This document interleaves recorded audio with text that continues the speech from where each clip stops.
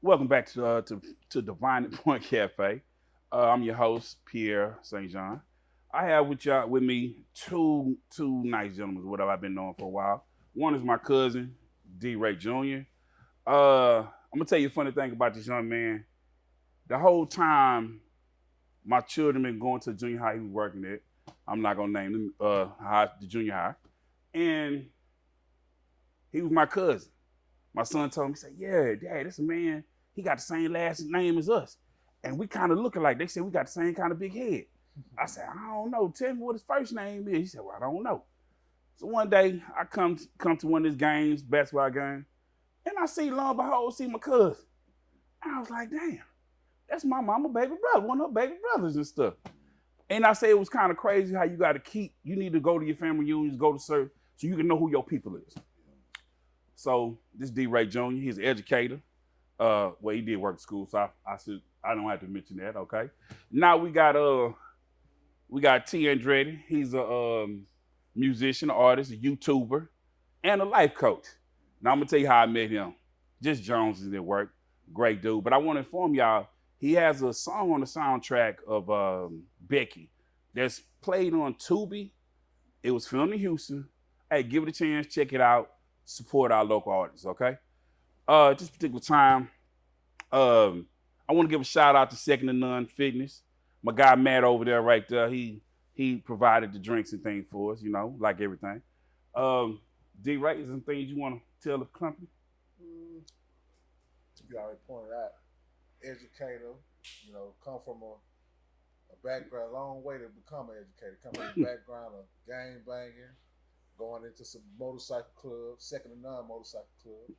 You know what I mean? And with the educating, that's kind of where I put my passion in trying to help the kids, man, make them not make the decisions I made. Also, let them know you ain't got to be no dope boy to look how you want to look. You know what I mean? I come to the school, motorcycle, nice car, dressed nice, and I don't sell no work. You know what I mean? Yeah, with the bling on right now that I'm kind of jealous of. Yeah, that's it. That's it.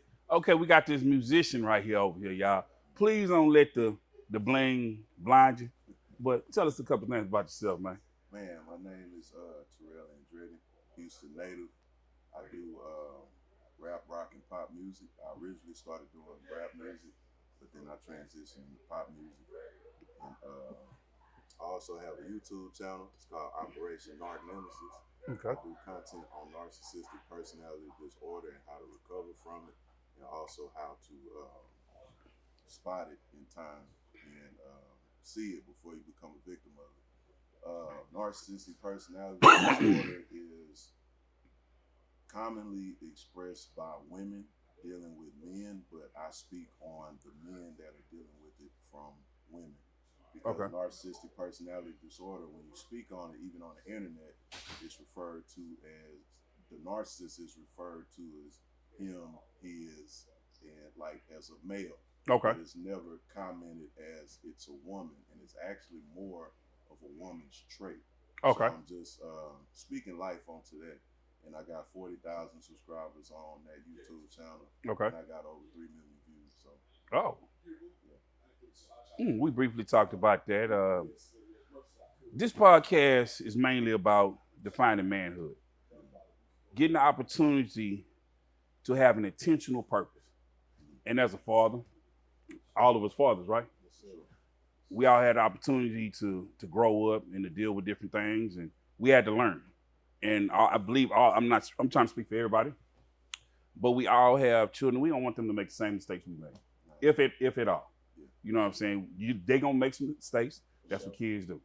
But at the same time, we can limit some of the mistakes they do. We can help them on, coach them or whatever. Because I think as a parent, especially a father, you're a coach. Yeah. You actually are a coach. Yeah. You're a mentor, but you're mainly a coach. Yeah. Because when they go out to school, they got to make their own decision whether or not it's bullying, talking back, fighting, whatever. You have to make that decision. Yeah. But I wanted to be that person they come to and talk to. So this is about how to reach other males who trying to get to that level, to get to their level of peace. And on that note, I want to talk about the little thing that happened with the runner, track lady Richards or whatever, Sha'Carri Richards, yeah. And it kind of amazed me on the situation that the guy acted in the way how you supposed to act, Yeah. but he really didn't get the publicity for doing it. Uh-huh. It seemed like all the women that was on there commenting, the ones that I read was like, he had to do something. But when you had the flip side, when you get Puffy, and I'm not trying to downplay his name because allegedly whatever happened, whatever. Yeah. But he got publicized for that. Yeah. Now, why do you think, could you explain why you think that is? For somebody to get publicized for not getting publicized for doing the right thing. And somebody might have did some things, I ain't gonna say not right, but unsavory behavior. And he get put out there. Can you explain that? Or can you share your thoughts on that? I mean, I think it's simply we live in a world that kind of takes accountability away from women. So regardless of the situation, the guy is automatically the bad guy. Before you even hear his side of the story, before you hear what happened, he could be 100% in the right. Correct. But excuse me, because we live in a world that has took away shame, that has taken away guilt, has taken away any accountability from women, it's not looked at that. I don't care what he did, and I'm not saying that if he's abusive, he shouldn't be held accountable. Mm-hmm. But the thing is, certain stuff you're not supposed to do in public. Correct. You know what I mean? Even if we boys, if we all out and we get into it, or let's say you wrong and you get into it with another group of guys, I'm gonna ride with you in public. But when we get in the car, I'm on your ass. Hey man, why you do that? It's a chastisement. Yeah. Exactly. You got to hold them accountable. Exactly. Based on what you're seeing, everything. Exactly. Yes. Put us both in a bad predicament. Exactly. And we could not make it home. Yeah. And then see, like today, everything is built around a woman's feelings. Correct. Which feelings are valid, but they are not always fact. So I feel like a lot of women go based off of their feelings instead of what's actually happening. Oh, I feel like this is wrong. I feel like that is wrong. I feel like you shouldn't have said that. When in actuality, she doesn't like the shame of the situation. She shouldn't have did that. She doesn't like the guilt of the situation. I don't want to feel guilty about what I did. I'm not sorry for what I did, but I don't want to feel guilty about what I did. And I feel like in today's society, a lot of that is kind of tailored around a woman's emotions. So it's like they not even looking at you acted a fool in public, and you put this. I seen it briefly. Did she put her hands on him? Yeah. Yes. In the airport. My thing is, Excuse me, y'all. If he would have acted in another way, then he would have been wrong too. So it's like, how do you expect a man to conduct himself without offending your feelings? You know what I'm saying? So I think it just comes down to holding women accountable again. And when you hold a woman accountable, they kind of take that as being defensive. They start reflecting. Sassy. Yeah, sassy. I'll call you narcissistic. Exactly. Yeah. And when in actuality, the traits that they're exhibiting is narcissistic. You're blame shifting. You're deflecting. You're gaslighting me. Yes. You're projecting your behavior onto me because you don't want to deal with the feeling of your behavior. So I just feel like, man, we gotta start holding women accountable because we get held accountable all the time. We can go to, like, when men speak on their preference. Oh, I don't want to date a woman with kids. I don't want to date a woman out of shape. I don't want to date a woman whatever. That's our preference. But they're able to say, oh, I don't want no dude that's broke. I don't want no dude under 6 inches. I don't want no dude under 6 feet. We got to take that on the chin. If we not 6 feet, if we not broke, if we not whatever, and we have no problem doing that. But as soon as we tell them, hey, you're not qualified for what I want in a woman, they get offended. And they're not able to deal with that. On that note, not to go ahead. On that note, what you're saying is more of that we're more conditioned to do that now because now men are more raised by their mothers. Exactly. So now the female input is already induced into your life. Yeah. So you don't have the masculinity. And when you're talking about the thing about holding them accountable, when a man says certain things, he basically setting his ground rules. Yeah. And a woman don't want that because she can't play with her. She can't play with you. Exactly. Because a woman, most women, I gotta say that, most women Thank you. bank on the ability to escape. Most women do not like being in situations where they can't escape. For example, relationships. Most women have a backup dude, side dude, work husband, Roster. this, that, and the third roster. Mhm. They got Tyrone that fix cars. They got this dude that give them money when you ain't got it. X, Y, and Z. That's the ability to escape when they're wrong.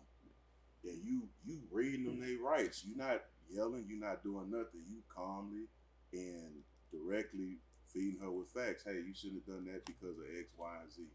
So now their escape is, I'm going to get over emotional. I'm going to start crying. I'm going to do this. I'm going to do that. They thrive on being in situations that they can escape from. When you deal with a man that's masculine and is going to hold you accountable, your feelings will be validated, but you're still going to deal with the consequences of your behavior. Do you think he was masculine in the way how he handled the situation? I think so. I mean, I would say he probably could have, did he talk at all? He really defended her.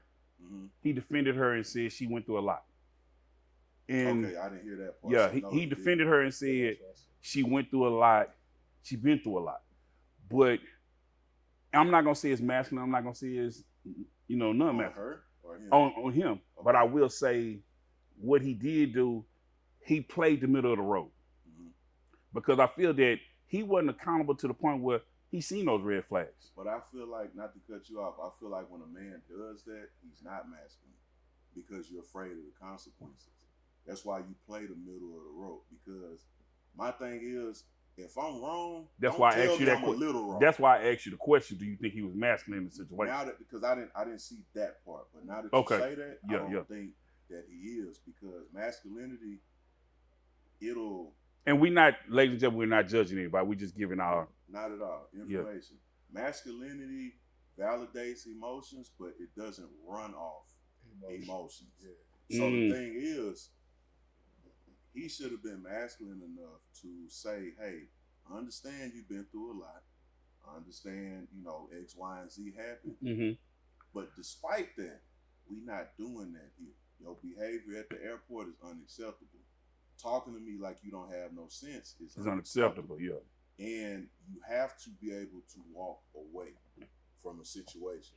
And that's what I'm going to teach my son. Anytime you are being blatantly disrespected continuously, always be ready. I don't give a damn if y'all got a house. I don't care if y'all got kids together. I don't care if y'all got a damn trust fund together. Be willing to leave all that shit behind your respect. I hear you and I support you. Mm-hmm. And that's what this segment is called. I hear you and I support you. Mm-hmm. But one of the things I will say, when you build something with somebody, before it gets to that point, Mm-hmm. not saying we can predict the future, Yeah. but we need to be able to see certain things in her Uh-huh. to see, oh, is this somebody I want to build? It don't have necessarily have to do with her body, Yeah. her looks, Uh-huh. what she can provide for you, Uh-huh. as in like, okay, she's smart, she went to college, Uh-huh. she can help me get here, whatever. Mhm. It has to be something, hey, man, we got a vibration and I can deal Right. with what's going on. Because before you get to that point, when you say about respect, Yeah. she's not going to respect you once y'all build all that. She disrespecting you before that happened. Yeah, Or she he or has she. to.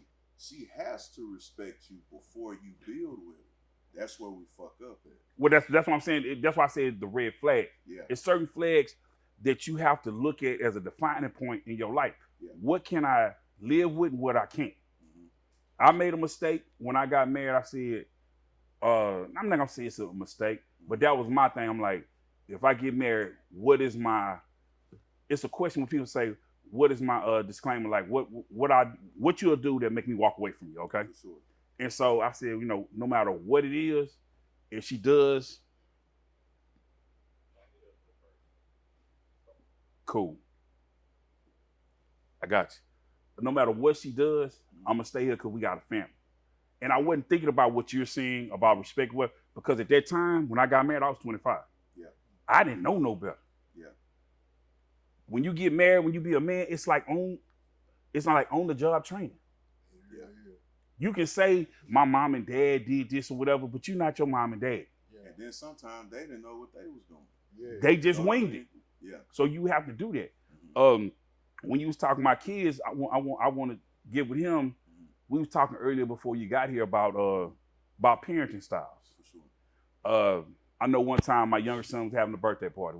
We went to Lockwood skating rink, and my oldest son brought his friends. We was all in the car, and my oldest son said something to me while we was driving about the music. Before I knew it, I never wanted to do this because my mom did this to me. He said something, I hit him in the throat, pop, in front of his friend. Yeah. And I said, I never wanted to be that kind of parent. But when I thought about it, I knew it had to be done.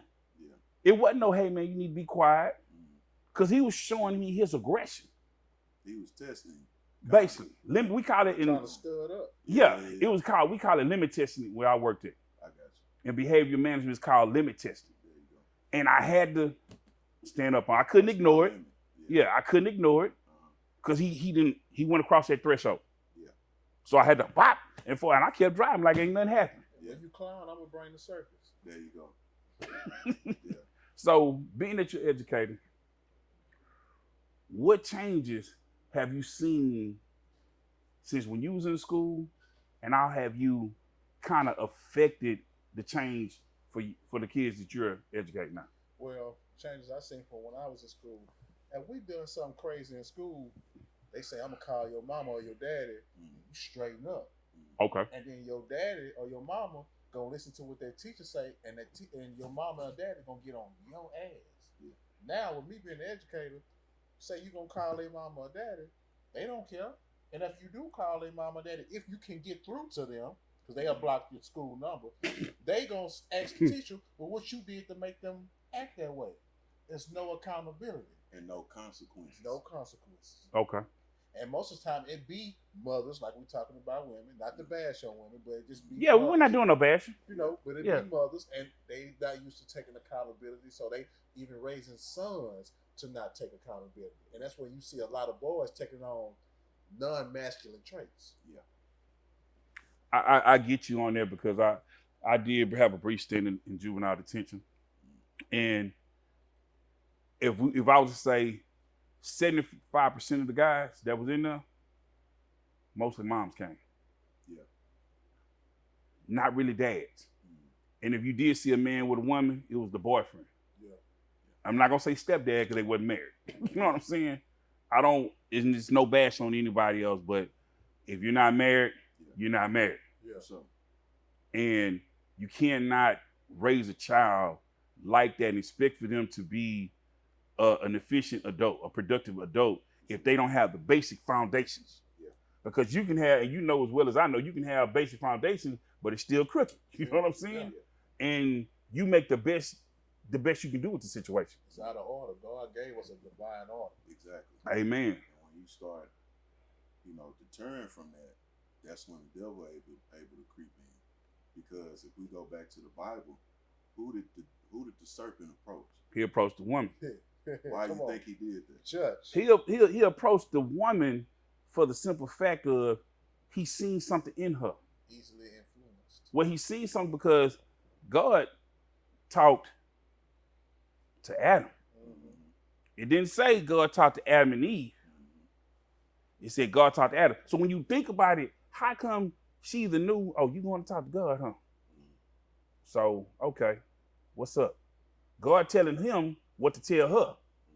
So that's why Satan say, what did he tell you? Yeah.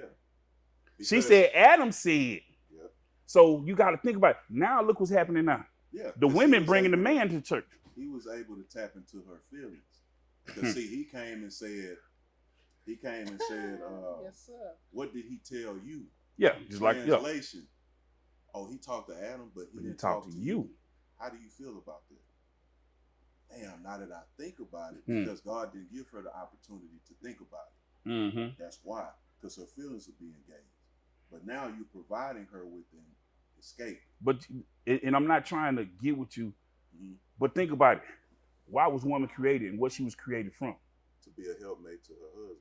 But God took emotion and feelings Yeah, out of man and put it in her. exactly. So she's built in that. Yep.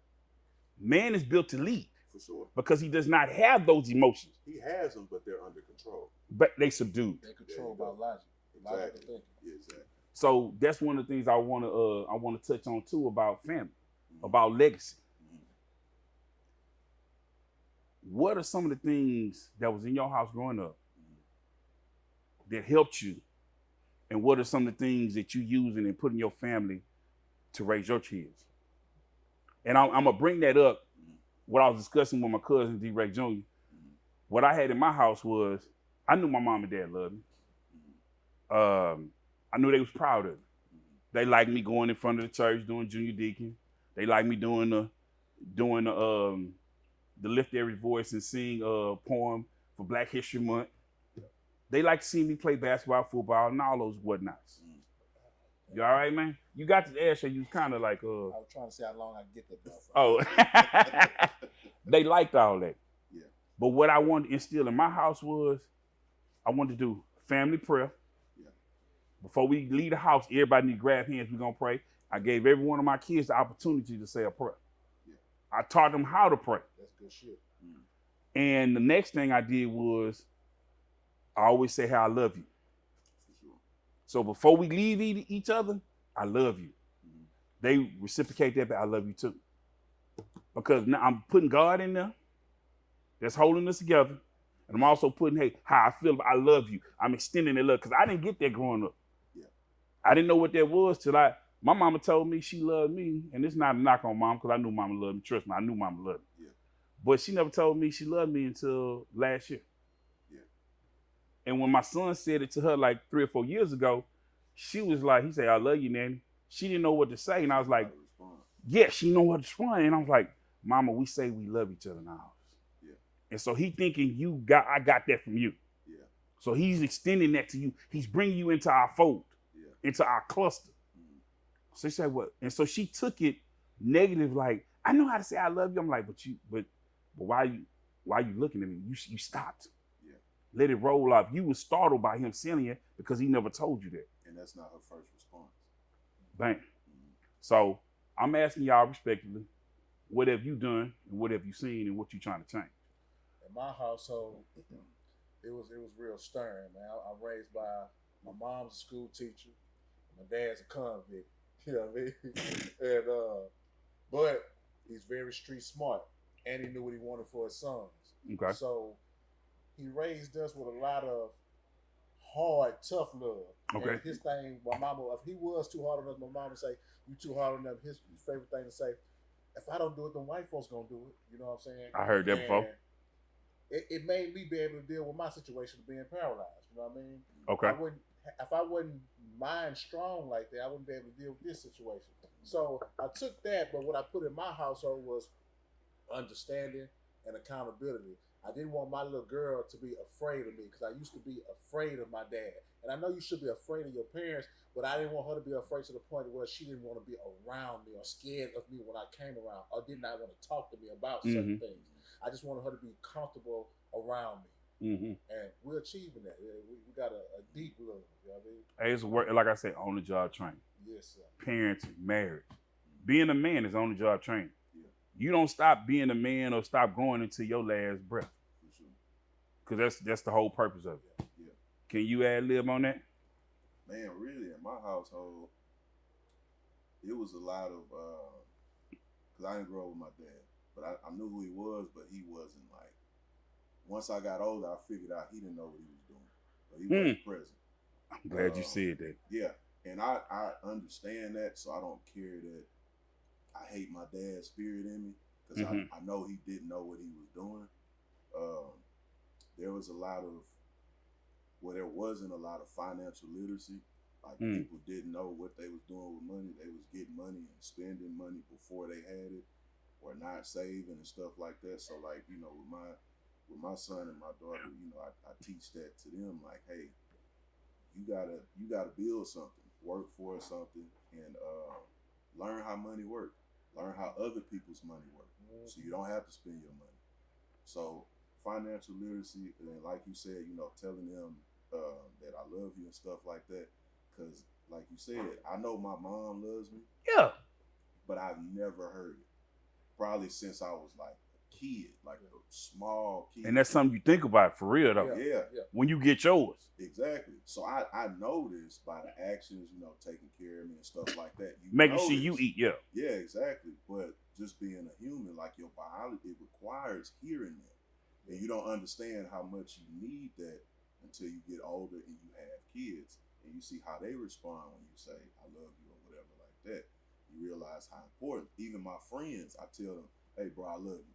You know what I'm saying? I make sure. You never told me that, but that's okay though. I love you, Gary.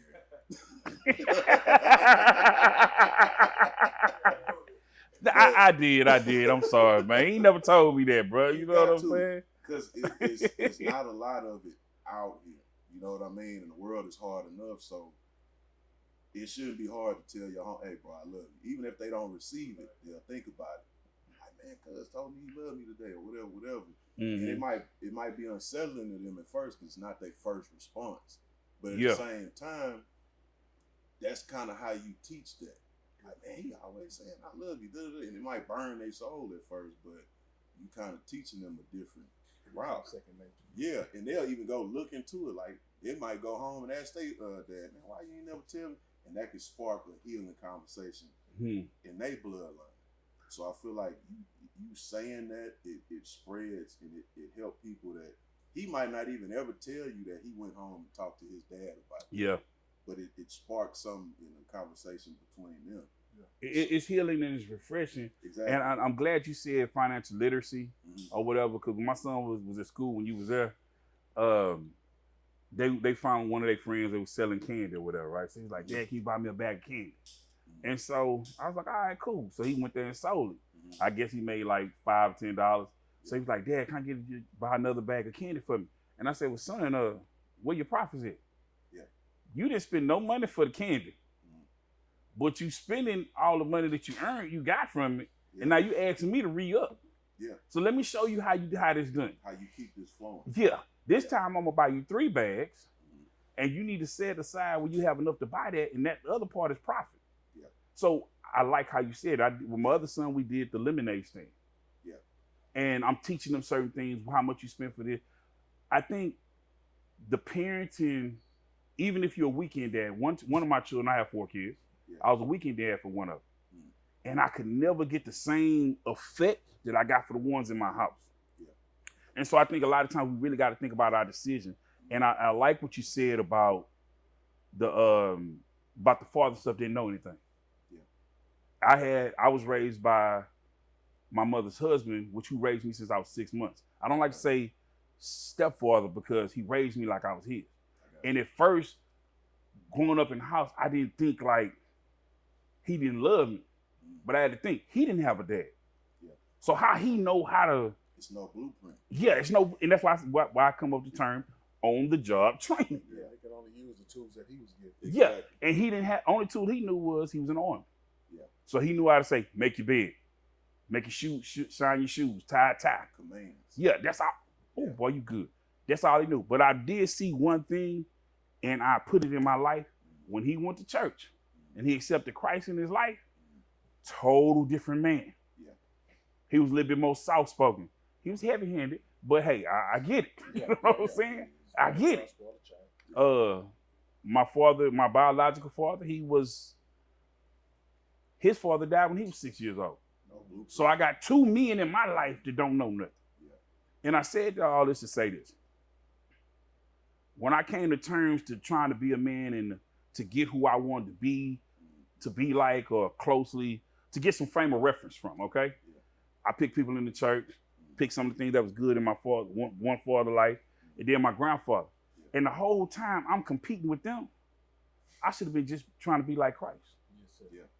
It wasn't, I'm trying to say, well, at 22, I'm better than you, Dad. I'm in college, I'm this, I'm that. Yeah. But he raised me. So really any accolades I get go to him. Yeah. They not mine. To do that. Right. To do that. Yeah, so when you talk about your father, which is my mama's baby brother, whatever he went through was to make you better. Yes, sir. And he did his job, too. He did his job. And I wanted to say, man, I was watching him on Facebook, and what made me invite him is because I seen him get up under his truck, and he was changing a sway bar. Yeah. And I'm seeing him. out the wheelchair, the wheelchair put to the side. Yeah. He up under there, and I was like, damn, I know how to do all that, and I don't want to change my own oil on my truck. Yeah. I felt ungrateful. Yeah. Because here this man is not allowing any obstacles to stop him. And that shit touched me. Yeah. And I called him, and when I called him on Facebook, because I didn't have his number, even though he was around my kid, that's exactly what I told you, didn't you? I was like, man, he touched me, man. Yeah. Just to see that. Now, what made me invite you? Me and you supposed to been doing some work a long time ago. About 5 years. About 5 years ago. And you always, you know, you spitty. I say, man, you kind of intelligent, you know what I'm saying? And when I say kinda, I don't mean that, you know, not trying to get you. And I'm not, you know what, I ain't gonna do it on film, but I'm just saying, Nah, for sure. you know, but still though, Yeah. I always knew it was something about you. Yeah. And then when you came out, you did your thing, and I'm watching Becky for whatever. I'm like, oh, that's Becky. And I hear your music, and I said, damn, I shot your, you know, Instagram. Yeah. I said, damn, your phone on the damn thing. I thought that was you. Yeah. And that was amazing. Appreciate So I invited these guys right here. Hopefully they come back. I want them to come back. And we're going to talk some more and touch on various other topics. But for right now, I appreciate both of y'all coming, okay? Sure. Next time you got to have a cigar. I got you. And y'all, they can't wear that little bling, y'all. No more bling. I might have some more on Mhm. because I've been saving some money. Ain't nothing wrong with it, man. Nah. Hey, see, y'all, I'm straight. They outdoing me. Hey, thank you for joining us at Define the Point Cafe. This is your host, Pierre St. John. See you later.